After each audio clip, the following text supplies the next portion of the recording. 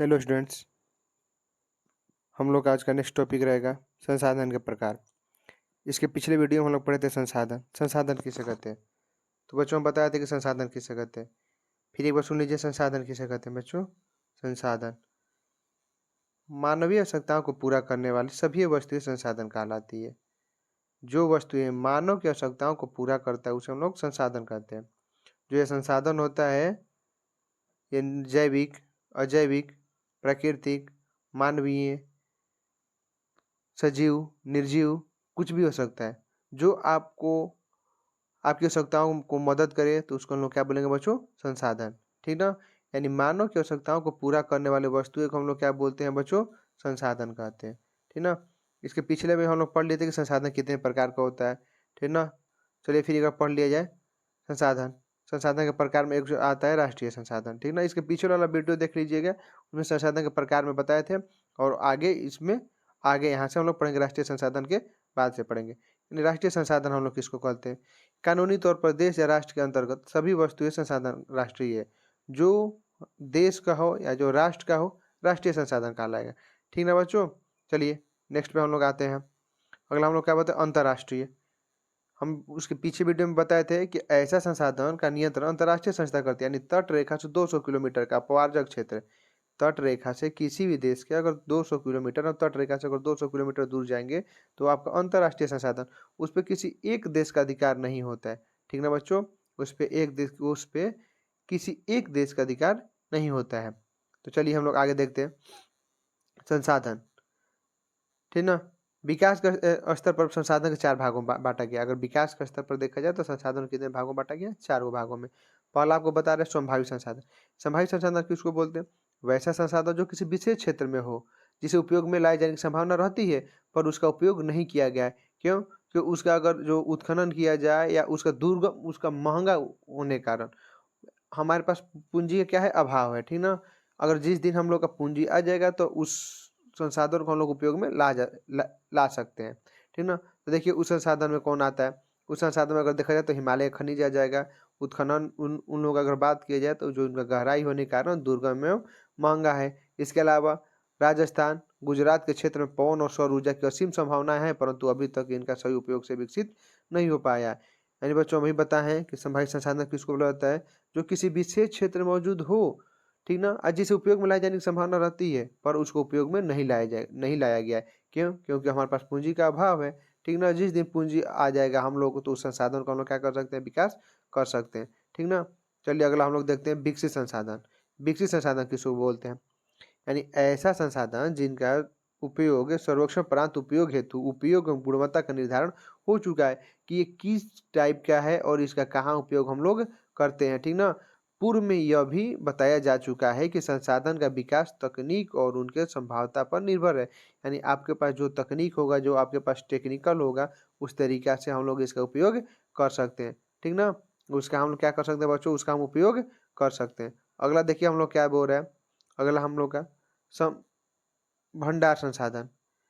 ऐसा संसाधन पर्यावरण में उपलब्ध होते हैं तथा मानवीय आवश्यकताओं की पूर्ति में सक्षम है। उपयोग हेतु उपयुक्त प्रौद्योगिकी के अभाव में इन्हें केवल भंडारी संसाधन के रूप में देखा जाता है। यानी आपके पास वो प्रौद्योगिकी नहीं है, यानी आपके पास वो उद्योग नहीं है, उस संसाधन को हम उपयोग में ला सकते हैं। यानी उसका क्या है? अभाव है। ठीक ना? जैसे हम लोग बोल सकते हैं जल और हाइड्रोजन को मिलाकर हम लोग क्या, जल जो है वो किस चीज़ का मिश्रण है? हाइड्रोजन और ऑक्सीजन का मिश्रण है, जिसमें ऊर्जा उत्पादन की असीम क्षमता छुपी होती है। अगर हम लोग बिजली देखा जाए बच्चों, अगर बिजली देखा जाए तो हम लोग अभी किससे करते हैं? जल से, यानी H2O से। यानी हम लोग डैम बना के जल का उपयोग किस में करते हैं? बिजली बनाने में करते हैं। ठीक ना? अगला देखा जाए तो लेकिन उच्च तकनीक के अभाव में ऐसे संसाधन का उपयोग नहीं हो पा रहा है। हम लोग के पास उच्च टेक्निकल नहीं है, हाई टेक्निकल नहीं है। अगर हाई टेक्निकल हो जाएगा तो जो हम लोग का ये संसाधन है उसका हम लोग उपयोग कर सकते हैं। उसको हम लोग क्या बोलते हैं? भंडार संसाधन। अगला देखिए, अगला बोल रहे संचित को संसाधन। ठीक ना? जिसको किसी उपयोग में रखा गया है। वास्तव में ऐसे संसाधन भंडार संसाधन के ही अंश है जिसे उपलब्ध तकनीक के आधार पर प्रयोग में लाया जा सकता है। इनका तत्काल उपयोग आरंभ नहीं हुआ, यानी इस समय इसका उपयोग अभी नहीं हुआ है, क्योंकि हम लोग के पास अभी भी देखिए क्या है, यानी हम लोग के पास 200 किलोमीटर दूर जाएंगे तो हम लोग क्या कर सकते हैं? जल का उपयोग कर सकते हैं। ठीक ना? अगला देखा जाए तो लेकिन उच्च तकनीक के अभाव में ऐसे संसाधन का उपयोग नहीं हो पा रहा है। हम लोग के पास उच्च टेक्निकल नहीं है, अगर हाई टेक्निकल नहीं है। अगर हम लोग के पास अभी भी देखिए क्या है, यानी हम लोग के पास उसके तकनीक के आधार के उपयोग में लाया जा सकता है, लेकिन और जैसे ही तकनीक आएगा तो हम लोग उसका उपयोग में ला सकते हैं। यह भविष्य के पूंजी है। नदी जल भविष्य में जल विद्युत उत्पादन, इसके पिछले वीडियो में भी हम लोग इसके पिछले भी हम लोग पढ़े हैं बच्चों यहाँ पे कि अगर देखा जाए तो जल, ठीक ना, उत्पादन क्षमता छिपी है। वैसे ही इस यहाँ पर भी हम लोग देख सकते हैं कि जो जल है, दोनों वीडियो एक ही वर्ड, दोनों क्वेश्चन है बस सेम टू सेम है, बस इसको नाम अलग कर दिया है। विद्युत उत्पादन करने में उपयोग हो सकता है। वर्तमान में इसका उपयोग अत्यंत ही सीमित है। ऐसे संसाधन वन या बांधों में जल के रूप में संचित है। आपको पानी को डैम बना के रोका जा सकता है, ठीक ना। जैसे हम लोग अगर देखा जाए तो डिहरी का इंद्रपुरी, ठीक ना, जो हम लोग का क्या काम करता है, ये आपको पानी को रोकने का, पानी को हम लोग डैम बनाने के लिए। इसके अलावा कोसी, या इसके अलावा अगर बात किया जाए बहुत सारा जो हम लोग का डैम है उसका हम लोग उपयोग कर, जैसे हम लोग बोल सकते हैं हीराकुंड बांध बोल सकते हैं, तुंगभद्रा बोल सकते हैं। ये सब डैम है, ये हम लोग बिजली उत्पादन में सहायक करता है। चलिए अगला नेक्स्ट में हम लोग देख लिए नेक्स्ट क्वेश्चन लोग क्या बना। संसाधन नियोजन। संसाधन नियोजन क्या होता है बच्चों? संसाधन तो पढ़ लिए, संसाधन का प्रकार पढ़ लिए, लेकिन अब देखा जाए बच्चों संसाधन नियोजन होता क्या है। तो संसाधन क्या होता है कि मान लीजिए कोई भी चीज़ को आप जितना ही अच्छे से, जितना ही बारीकी से आप यूज कीजिएगा तो ये आपको लंबे समय तक टिकाऊ रहता है। तो उसी को हम लोग क्या बोलते हैं, संसाधन नियोजन। यानी संसाधन का विवेकपूर्ण उपयोग ही संसाधन नियोजन है।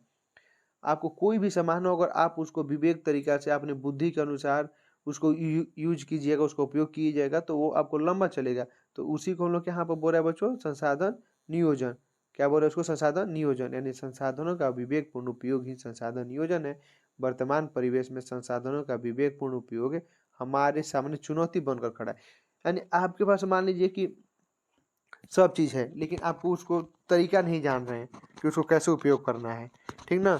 मान लीजिए आपके पास है हर चीज़ में, आपके पास मान लीजिए गाड़ी है, आप उसको तरीका नहीं जान रहे हैं कि आप उसको कैसे रखना है, कैसे उसको देखभाल करना है, आप उसको रफ यूज कर रहे हैं, तो बताइए वो आपको ज़्यादा दिन चलेगा? नहीं चलेगा। तो वैसे ही हम लोग का दिया है कि जो हम लोग का जो ये परिवेश में जो संसाधन है तो है, लेकिन उसको हम लोग विवेकपूर्ण उपयोग नहीं कर रहे हैं, ठीक ना, जिसके कारण ये समाप्त हो रहा है, ठीक ना। जैसे हम बात कर सकते हैं कोयला का, ठीक ना, कोयला का बात कर सकते हैं, पेट्रोलियम का बात कर सकते हैं। ये सब क्या होते हैं? समाप्य संसाधन। अगर एक बार समाप्त हो जाएगा तो फिर दोबारा इसे हम लोग प्राप्त नहीं कर सकते। इसके अलावा इसे हम लोग अनवीकरणीय संसाधन बोलते हैं, ठीक है बच्चों। अनवीकरणीय संसाधन किसे बोलते हैं?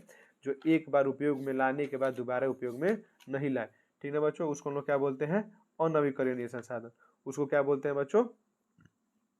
अनवीकरणीय संसाधन, ठीक ना। चलिए देखिए हम लोग पढ़ संसाधन नियोजन। संसाधन नियोजन क्या है?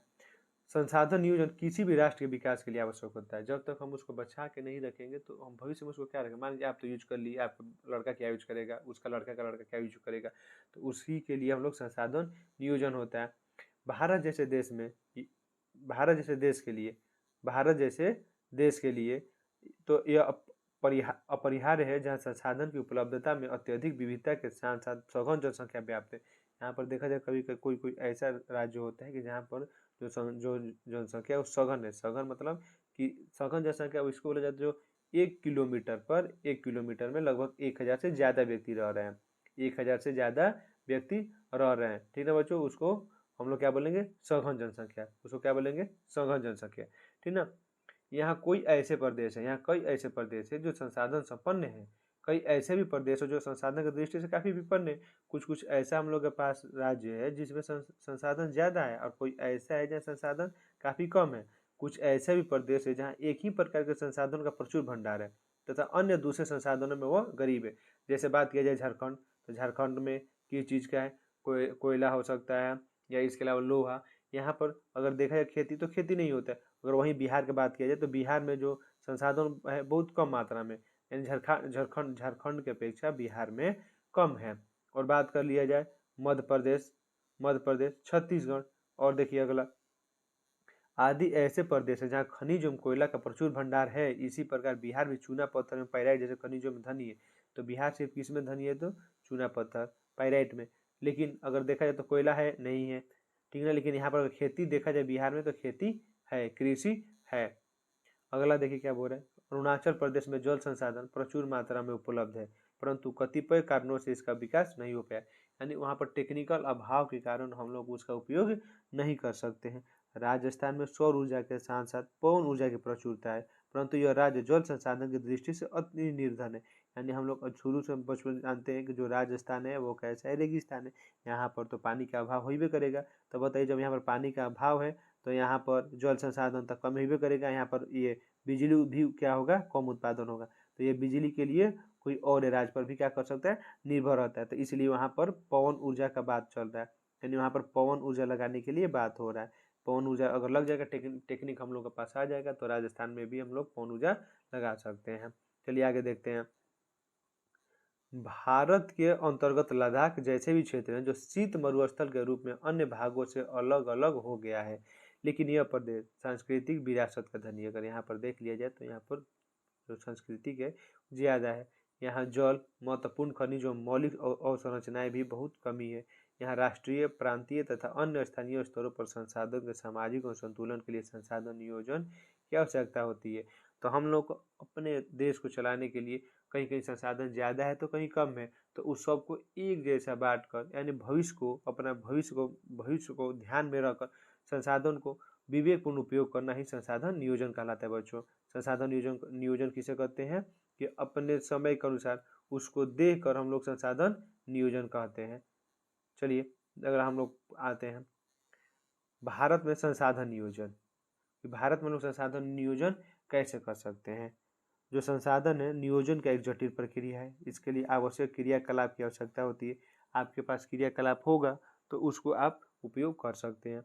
यह क्रियाकलाप संसाधन नियोजन के सोपान होते हैं, ठीक ना, यानी एक दूसरे पर आश्रित रहते हैं। इन सोपानों के सहारे किसी देश के उपलब्ध संसाधन का सदुपयोग कर उस देश की उन्नति का मार्ग प्रशस्त किया जा सकता है। अगर आपके पास वो टेक्निक है तो आप उसको उपयोग करके आप उस देश को विकास कर सकते हैं। अगर नहीं है तो आपके पास कितना भी संसाधन हो जाए तो आप उसको उपयोग नहीं कर सकते हैं, ठीक ना।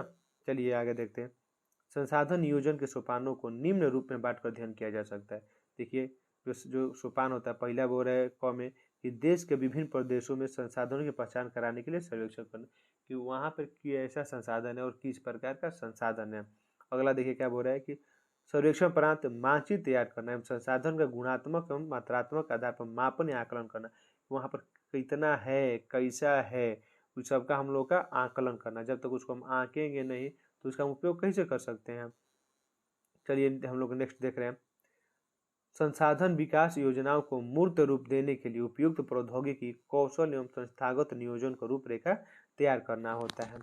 अगला राष्ट्रीय विकास योजना एवं संसाधन विकास योजनाओं के मध्य समन्वय स्थापित करना होता है। जो राष्ट्रीय विकास योजना हो गया या संसाधन विकास हो गया तो उस सबको मिलाकर अपना समन्वय स्थापित करना होता है, ठीक ना। चलिए अगला देखिए हम लोग क्या बोल रहे हैं। अगला, हमारे देश में स्वतंत्रता प्राप्ति के बाद से संसाधन नियोजन की लक्षित उद्देश्यों को हासिल करने का प्रयास किया जा रहा है। इस संदर्भ में भारत सरकार प्रथम पंचवर्षीय योजना से ही प्रयासरत है, ठीक ना। जो हम लोग का संसाधन का उपयोग अपने अच्छे से करने के लिए जो पंचवर्षीय योजना था, जो पंचवर्षीय योजना हर 5 वर्ष पे क्या होता है, लागू होता है, ठीक ना। हर 5 वर्ष पे पंचवर्षीय योजना लागू होता है। किसी भी इकाई पर विकास हेतु संसाधन का आवश्यक शर्त है, किंतु प्रौद्योगिकी एवं संस्थानों में वांछित परिवर्तन के अभाव में केवल संसाधनों का उपलब्धता से विकास संभव नहीं है। मान लीजिए ये बोल रहा है कि आपके पास हर चीज़ है, ठीक ना, प्रौद्योगिकी से में अगर वांछित परिवर्तन का अभाव, मान लीजिए अगर प्रौद्योगिकी नहीं है तो आप उसका उपयोग नहीं कर सकते हैं। आज भी हमारे देश में कई ऐसे राज्य हैं जहाँ संसाधन की प्रचुरता के बाद भी आर्थिक रूप से पिछड़े राज्य में इनकी गणना की जाती है। उनके पास है लेकिन वो गरीब है, क्यों? क्योंकि उनके पास तकनीक नहीं है, वो तरीका नहीं है, वो ज्ञान नहीं है कि जिससे वो अपना उस संसाधन को उपयोग में ला सके, ठीक ना। इसके विपरीत कुछ ऐसे भी राज्य हैं जो संसाधन के अभाव में भी आर्थिक रूप से विकसित है, यानी उसके पास संसाधन ना है लेकिन उसके पास तरीका है, टेक्निक है, वो अपना टेक्निक से उसको क्या कर रहा है, उपयोग में ला रहा है, ठीक ना। चलिए अब हम लोग संसाधन नियोजन तो पढ़ लिए। अगला हम लोग को पढ़ना है संसाधन का संरक्षण, यानी संसाधन हम लोग का फिर से एक बार देख लीजिए बच्चों। संसाधन संरक्षण, इसके पीछे पड़े थे संसाधन नियोजन, अब देखिए संसाधन संरक्षण, संसाधन को क्यों बचाना चाहिए। चलिए, सभ्यता और संस्कृति के विकास में संसाधनों की अहम भूमिका होती है। मान लीजिए हम लोग का देश को विकास करना है या जो सभ्यता होता है उसको विकास में हम लोग का संसाधन का अहम भूमिका होता है, किंतु संसाधनों का अविवेकपूर्ण या अतिशय उपयोग विविध प्रकार के सामाजिक, आर्थिक, सांस्कृतिक, पर्यावरणीय समस्या को जन्म देते हैं। इसके पीछे भी हम बच्चों बताए हैं कि संसाधन नियोजन किसे कहते हैं। यानी संसाधन को विवेकपूर्ण उपयोग ही संसाधन नियोजन कहलाता है। तो यहाँ पे वही बोल रहा है कि जो संसाधन का अविवेकपूर्ण, अतिशय उपयोग विविध प्रकार के सामाजिक, आर्थिक, सांस्कृतिक और पर्यावरणीय समस्या को जन्म देता है।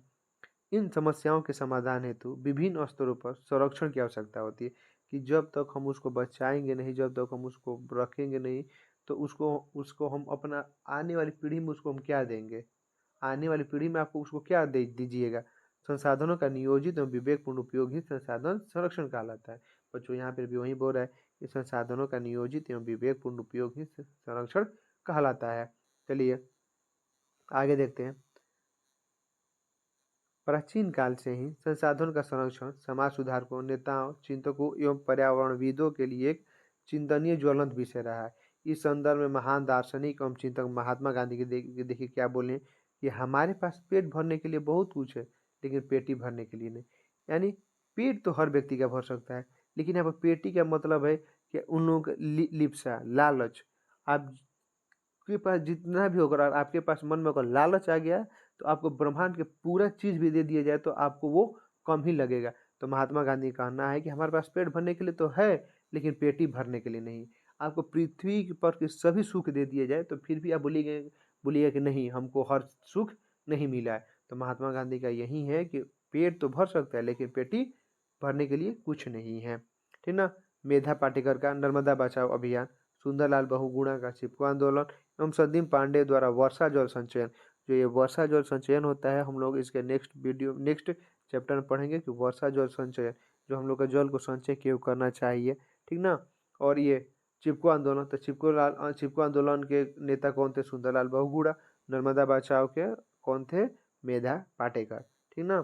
चलिए नेक्स्ट देखते हैं। गांधी जी जैसे चिंतकों का मानना है कि मानव का स्वार्थी और लालची प्रवृत्ति तथा अत्याधुनिक तकनीक का शोषणात्मक क्रियाकलाप संसाधन के तीव्रता ह्रास के लिए मजबूर कर रहा है। तो यानी जो व्यक्ति है वो अपनी लालच के प्रवृत्ति के कारण वो अपना किसी भी चीज़ का अंधाधुंध दोहन कर रहा है। कोई भी चीज़ हो तो उसको अपना लालची के रूप में, स्वार्थी के रूप में वो, और क्या होता है, उसको तकनीक की शोषणात्मक क्रिया के द्वारा उसको इतना मतलब शोषण कर दे रहा है, इतना शोषण कर रहा है कि जो हम लोग का आने वाला समय में हम लोग हर चीज़ का अभाव हो जाएगा। अभी जैसे हम लोग बोल सकते हैं अभी पानी का अभाव है, या ऑक्सीजन का देख लीजिए, ऑक्सीजन का लेवल घट रहा है, कार्बन डाइऑक्साइड का बढ़ रहा है, पेड़ पौधे तेजी से क्या हो रहा है, कट रहा है, पेड़ पौधे उग नहीं रहे हैं। तो कुछ वर्षों में, आने वाले समय में हर जगह वीरान हो जाएगा, नहीं पेड़ रहेंगे, ना पौधे रहेंगे, ना जानवर रहेंगे।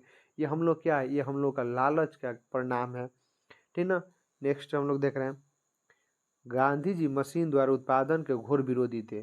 महात्मा गांधी, आप लोग जब इसी हिस्ट्री में पढ़िएगा, औद्योगिक क्रांति, ठीक ना, जो औद्योगिक क्रांति आई तो हम लोग को ज़्यादा दिक्कत हो गया। तो महात्मा गांधी एक आंदोलन चलाए, तो स्वदेशी आंदोलन, तो अपने ही देश के कपड़ा पहने, अपना ही देश के सामान यूज करे। तो महात्मा गांधी किसके विरोधी थे बच्चों? मशीन उत्पादन के। वे बड़े जन समुदाय द्वारा उत्पादों के उत्पादन के समर्थक थे, जिससे बड़ी आबादी की बेरोजगारी जैसे सामाजिक कोण से बचाया जा सकता है। और मान लीजिए पहले का बात कर लिया जाए तो पहले लघु उद्योग, कुटीर उद्योग था, लेकिन अब जो आ गया है, अब क्या आ गया, कंपनी आ गया है, बड़ा बड़ा उद्योग आ गया है। तो जो लोग, ये जिसके कारण भारत में क्या आ गया, भुखमरी आ गया, बेरोजगारी आ गया। देखिए भुखमरी तो नहीं बोला जा सकता, लेकिन बेरोजगारी तो आ गया। क्योंकि पहले जिसके पास छोटा सा परिवार था, छोटा सा फैमिली था, तो अपना एक छोटा सा उद्योग कर चला लेता था। लेकिन अब उसके पास ना पूंजी है, ना उसके पास व्यक्ति है, तो वो अपना कमाने के लिए अपना क्या किया, उद्योग छोड़कर, अपना अपना लघु उद्योग छोड़कर बृहद उद्योग के लिए दूसरे देश में पलायन कर गया, दूसरे राज्य में पलायन कर गया। ठीक ना। चलो आगे देखते हैं। उनका मानना था कि किसी प्रक्रिया में श्रमिकों में कार्य दक्षता के विकास में वृद्धि होगी और संसाधन के विदोहन पर भी विराम लग सकेगा।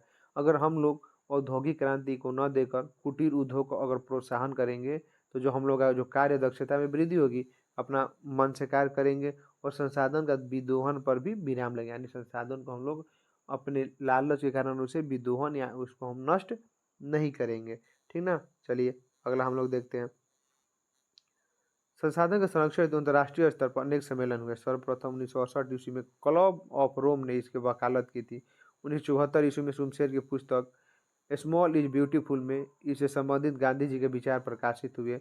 ब्रेटलैंड आयोग द्वारा 1987 का जो प्रतिवेदन भी संसाधन संरक्षण के स्वरूप में जो ये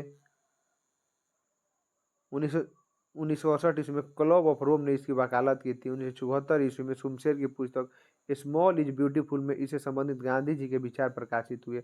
जो एक लेखक थे शुमशेर, उनकी पुस्तक थी स्मॉल इज ब्यूटीफुल में उसने गांधी जी के विचार को क्या किया, प्रकाशित किया था। यानी गांधी जी जो क्या सोचे थे उसको आपको वहाँ पर बुक में दिखाया गया। ब्रॉडलैंड आयोग द्वारा प्रस्तुत 1987 का प्रतिवेदन भी संसाधन संरक्षण के संबंध में विश्व जगत को दृष्टि खोलने में कारगर सिद्ध हुआ है। इसमें सतत विकास की संकल्पना के साथ साथ संसाधन संरक्षण पर बल दिया गया है। तो बच्चों इसको हम पीछे भी बता चुके हैं कि संसाधन संरक्षण क्यों जरूरी है। तो आप अपनी भावी पीढ़ी को लिए अपने आने वाले पीढ़ियों को क्या दीजिएगा, जब आप ही सब उपयोग कर जाइएगा तो उसको पीढ़ी को क्या दीजिएगा। वीरान जंगल दीजिएगा, न खेत रहेगा न खलिहान रहेगा, सब भूमि बंजर हो जाएगी, न उनके पास पीने के लिए पानी रहेगा, न उन लोगों के सांस लेने के लिए ऑक्सीजन रहेगा, क्योंकि जो भी कारखाना लग रहा है तो वहाँ से धुआं निकल रहा है, तो उन लोगों के पास क्या मिलेगा। तो इसीलिए वो हम लोग को बोला जा रहा है कि संसाधन को बचाना यानी संसाधन संरक्षण पर बल दिया जा रहा है। इसी रिपोर्ट के बाद में हमारा साझा भविष्य शीर्षक से भी दस्तावेज प्रकाशित किया गया है। रियो डी जेनेरो जो हम लोग का पहला सम्मेलन हुआ था, पृथ्वी सम्मेलन रियो डी जेनेरो में, और रियो डी जेनेरो कहाँ है, ब्राज़ील में है। ये कब हुआ था बच्चों, 1992 ईस्वी में आयोजित पृथ्वी सम्मेलन भी इसी संदर्भ में एक सुनियोजित प्रयास था। तो ये जो इस सम्मेलन में क्या हुआ था हम लोग नेक्स्ट वीडियो में पढ़ेंगे, ठीक ना। पुनः 1997 ईस्वी में न्यूयॉर्क में द्वितीय पृथ्वी सम्मेलन तथा 2002 में जोहान्सबर्ग में आयोजित तृतीय पृथ्वी सम्मेलन संसाधन संरक्षण की दिशा में विश्व स्तरीय सराहनीय प्रयास है। जो ये सब जितना भी हुआ है हम लोग पृथ्वी पर जितना भी है, पृथ्वी पर जितना भी है उन सबको बचाने के लिए ये सब सम्मेलन हुआ है। आपको पहला सम्मेलन कब हुआ था, 1992 में, दूसरा कब हुआ था 1997 में, और तीसरा कब था 2000 में। ये सब पाँच वर्ष पर ये सब 5 वर्ष पे क्या होता है, सम्मेलन हुआ था, ठीक ना। तो चलिए स्टूडेंट्स, हम लोग अगला टॉपिक रहेगा सतत विकास की अवधारणा। इसके पीछे वीडियो में हम लोग पढ़ चुके थे संसाधन का संरक्षण क्यों जरूरी है, संसाधन का नियोजन क्यों जरूरी है, ठीक ना बच्चों। तो चलिए हम लोग आगे पढ़ते हैं सतत विकास की अवधारणा। सतत विकास की अवधारणा क्या है, ठीक ना। देखिए ध्यान से समझिएगा बच्चों। बोले कि संसाधन मनुष्य की जीविका का आधार है। अगर संसाधन नहीं रहेगा तो मनुष्य खाएगा क्या, अपना जीविकोपार्जन करेगा क्या, ठीक ना। जीवन की गुणवत्ता बनाए रखने के लिए संसाधनों के सतत विकास की अवधारणा अत्यंत आवश्यक है। सतत विकास की अवधारणा ये होता है कि आपको जो वो दिया गया है, जो आपको संसाधन मिला है, उस संसाधन को अपना विवेकपूर्ण उपयोग, उसको संसाधन का विवेकपूर्ण उपयोग, ठीक ना। चलिए आगे देखते हैं। नेक्स्ट हम लोग देखते हैं बच्चों, नेक्स्ट देखते हैं संसाधन प्रकृति प्रदत्त उपहार है। जो संसाधन है वो आपको प्रकृति में विरासत में मिला है, ठीक ना। आप हम लोग इसको मतलब जब हम लोग को जन्म होता है तो हम उसको अपने साथ नहीं लेकर आए, ये आपको प्रकृति में मिला है। आप उसको प्रकृति के अनुसार आप जितना आपको मन है उतना आप यूज कर सकते हैं, ठीक ना। संसाधन प्रकृति प्रदत्त उपहार है कि अवधारणा के कारण मानव ने इसका अंधाधुंध दोहन किया है। मान लीजिए आपको बताया गया कि आपको प्राकृतिक में है, तो आप उसको मतलब व्यक्ति ने अपना लालच के कारण, अपना लिप्सा के कारण उसको अत्यंत दोहन कर दिया है, जो आने वाले समय में हमारी पीढ़ी के लिए, हमारे बच्चों के लिए ये अति अनावश्यक होगा, जिसके कारण पर्यावरणीय समस्याएं उत्पन्न हो गई है। मान लीजिए आपके पास जो भी हो, आप उसको अंधाधुंध दोहन कर रहे हैं तो कुछ ना कुछ तो दिक्कत करबे करेगा। तो इसके कारण हम लोग क्या हो गया है, पर्यावरणीय समस्याएं उत्पन्न हो गई है, ठीक ना। चलिए हम लोग अब अगला देख रहे हैं। व्यक्ति ने लालच लिप्सा में संसाधन का तीव्रता दोहन कर संसाधन के भंडार में चिंतनीय ह्रास ला दिया। तो व्यक्ति का पहले भी बताया है, जो व्यक्ति का लालच होता है, लिप्सा होता है, यह कभी पूरा नहीं हुआ है। आपको जितना भी दिया जाए तो आपको लगेगा कि हमको कम ही मिला है। संसाधनों का केंद्रीकरण खास लोगों के हाथों में आने समाज 2 भागों में बट गया है। मान लीजिए कोई भी संसाधन एक विशेष व्यक्ति को दे दी जाए तो वो भी तो अपने लालच के अनुसार ह्रास करेगा या लालच के अनुसार अपना दोहन करेगा। संपन्न लोगों द्वारा स्वार्थ के वशीभूत होकर संसाधनों का विवेकहीन दोहन किया गया है। अब जो संपन्न लोगों को दिया गया है वो क्या कर रहे हैं, अपने संसाधनों का विवेकहीन दोहन किया है, उसको अंधाधुंध सिर्फ पैसा, हमको क्या चाहिए तो पैसा। लोग पीछे किसके लिए मर रहे हैं तो पैसा, ठीक ना। चलिए आगे देख रहे हैं, जिससे विश्व स्थिति में से घोर संकट की स्थिति उत्पन्न हो गई है। जो हम लोग विश्व में देखा जाए तो इसका जो संकट है ज़्यादा उत्पन्न हो गई है। भूमंडलीय तापमान देख लीजिए, हम लोग अगर गर्मी की बात की जाए तो 40 से 40 degree, 42 degree Celsius, 40 degree Celsius समझिए पार हो जा रहा है। तो बताइए हम लोग का क्या है, पेड़ तो अंधाधुंध कट रहा है, ऑक्सीजन मिल ही ना रहा है। इसके अलावा जो आपका ओजोन परत है, पर्यावरण प्रदूषण, मृदा क्षरण क्या होता है बच्चों, आप लोग ये भी समझ लीजिए कि जो मृदा क्षरण होता है, मृदा क्षरण क्यों होता है, ठीक ना। क्या होता है कि जो मिट्टी की जो पौधे की जो जड़ी होती है वो मिट्टी को पकड़ के रखती है। क्या होता है कि हम लोग जब अधिक मात्रा में पेड़ों को काट देते हैं तो जो ये मिट्टी के उन लोगों को पकड़ क्या होती है, ढीली हो जाती है, और बरसात के समय में यही मिट्टी कट के कहीं और चली जाती है। तो उसी को हम लोग क्या बोलते हैं, मृदा क्षरण या भूमि अपरदन। चलिए, या इसके अलावा हम लोग बोल सकते हैं कि भूमि विस्थापन, अम्लीय वर्षा, असमय ऋतु परिवर्तन जैसे परिस्थिति संकट पृथ्वी पर व्याप्त संस्कृति सभ्यता को निगल जाने को तैयार है। आपके पास अंधाधुंध धुआं क्या है, फैक्ट्री से धुआं निकल रहा है, पेड़ पौधे काटिए रहे हैं, इतना जनसंख्या बढ़ रहा है, ये बच्चों ये सब क्या है, ये सब आपको क्या है, संसाधन विदोहन कर रहा है। अगर इन स्वार्थी तत्वों या देशों द्वारा अनवरत विदोहन चलता रहे तो पृथ्वी का जो जैव संसार होता है वो विनाश के आगोश में समा जाएगा। पृथ्वी तो अपना जैव संसार बनाता है। मान लीजिए अभी हम लोग को देखा तो जैव, अगर देखा जाए तो मान लीजिए हम लोग का घास होता है, घास घास को कौन खा रहा है, बकरी को कौन खा रहा है, शेर हो गया। फिर अगला देखा जाए तो मान लीजिए घास है या पौधा है तो पौधा कौन खा रहा है, मानव, ठीक ना। या अगला देखा जाए जो पौधा होता है तो पौधा को कौन सा खा रहा है, हिरन को कौन खा जा रहा है, बाघ, ठीक ना। ये सब क्या जैव तंत्र के अंतर्गत आता है, ठीक ना। और मान लीजिए कि आपके पास पौधे ना रहेगा तो हिरन क्या खाएगा, जब हिरन खइबे ना करेगा तो हिरन को बाघ कैसे खाएगा। तो ये एक दूसरे पर क्या है, पूरक है। वो अपना भोजन पेड़ पौधा पर निर्भर करे, हम लोग क्या करें, पेड़ पौधे जंगल या उन लोगों को रहने के लिए निवास समझिए। मान लीजिए जंगल है, उन लोग जंगल को हम लोग क्या कर दे रहे हैं, नष्ट कर दे रहे हैं। तो ये क्या होगा, जितना भी जैव संसार है, जितना भी जैव संसार है, ये क्या हो जाएगा, सब विनाश के आगोश में समा जाएगा। तो चलिए हम लोग का लास्ट टॉपिक हम लोग क्या बोल रहे हैं, देखिए, उपरोक्त परिस्थितियों में निजात पाने एवं विश्व शांति के साथ साथ जैव जगत को गुणवत्तापूर्ण जीवन लौटाने के लिए सर्वप्रथम समाज में संसाधनों का न्याय संगत बंटवारा अपरिहार्य है। आपको जितना भी है तो संसार में क्या होता है, जितना भी संसाधन है उसको आवश्यकता के अनुसार हर लोगों को बांट दिया जाए। दूसरे शब्दों में संसाधनों का नियोजित उपयोग होना आवश्यक है। इस पर्यावरण को बिना क्षति पहुंचाए भविष्य की आवश्यकताओं को मद्देनजर वर्तमान विकास को कायम रखा जा सकता है। ऐसी धारणा ही सतत कही जाती है बच्चों। ऐसी धारणा क्या कहला जाती है, सतत धारणा कहा जाती है, जिससे वर्तमान विकास के साथ भविष्य भी सुरक्षित है। अगर आपका वर्तमान सुरक्षित है, आपका भविष्य सुरक्षित है। अगर आप जितना उसको विदोहन कीजिएगा वो आपके आने वाली पीढ़ियों में, बाल बच्चों में हम लोग को शायद ये सब देखने को नहीं मिलेगा। चलिए अब हम लोग नेक्स्ट वीडियो मिलेंगे इसे क्वेश्चन आंसर के साथ। वीडियो पसंद आया होगा तो लाइक, सब्सक्राइब और कमेंट जरूर कर दीजिएगा बच्चों। चलिए, थैंक यू।